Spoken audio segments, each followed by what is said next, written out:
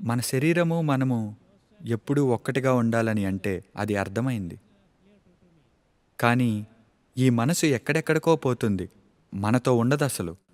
మీరిక్కడ కూర్చున్నా మీ మనసు మరెక్కడో ఉండొచ్చు. ఒకసారి మనతో, మరోసారి మనకి దూరంగా ఉండే ఈ మనసు సంగతేంటి? ఇది నా మొదటి ప్రశ్న. ముందు ఈ ప్రశ్న గురించి చూద్దాం.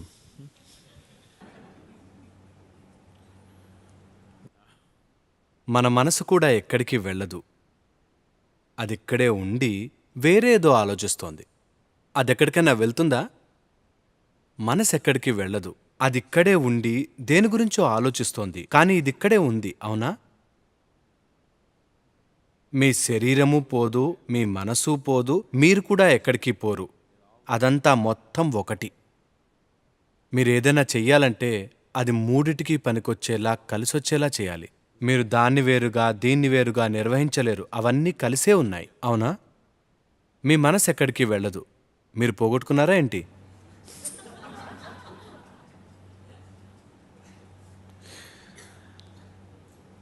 నిజానికి మీ మనసులో ఉన్న ఊహలతో మీరు మోసపోతున్నారు.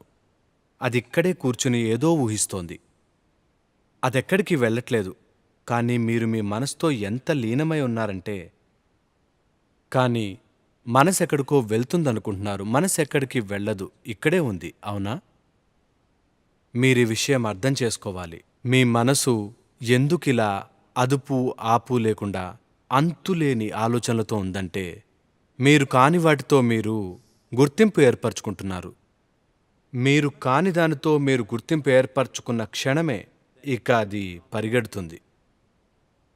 ఎన్నటితోనో మీరు గుర్తింపు ఏర్పరచుకున్నాక మీరు మనసును ఆపాలని ప్రయత్నిస్తున్నారు. నేను చెప్పేదేంటంటే, కొన్ని వేల సంవత్సరాలైనా కూడా మీరు దాన్ని ఆపలేరు.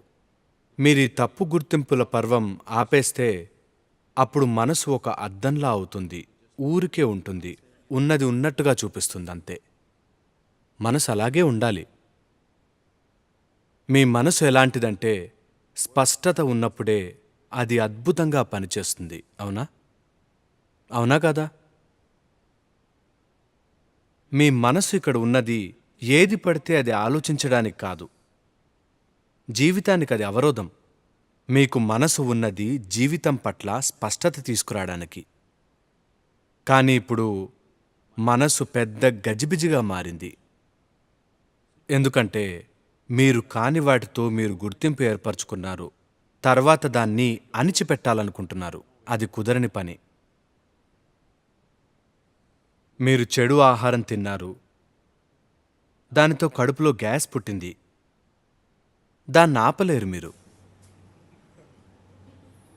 చెడు ఆహారం తిన్న తర్వాత పరిణామం అది. మీరు కానిది మీరనుకునే నిరంతర ప్రక్రియ ఎప్పుడూ నడుస్తూ ఉంటుంది. దాన్ని మీరు ఆపలేరు, ఏం చేసినా సరే.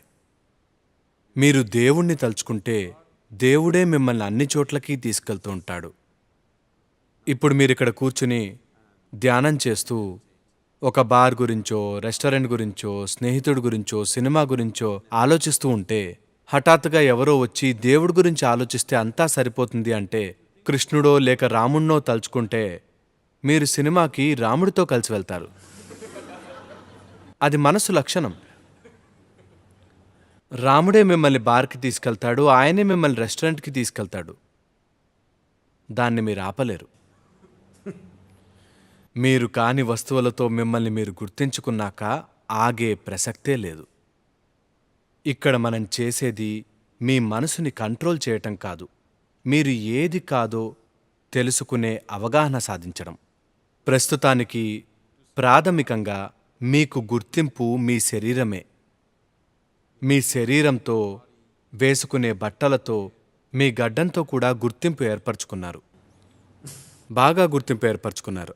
మీ భార్య, మీ పిల్లలు, మీ కుటుంబం, మీ చదువు, మీ మతం, ఇలా ఎన్నిటితోనో మీకు గుర్తింపు.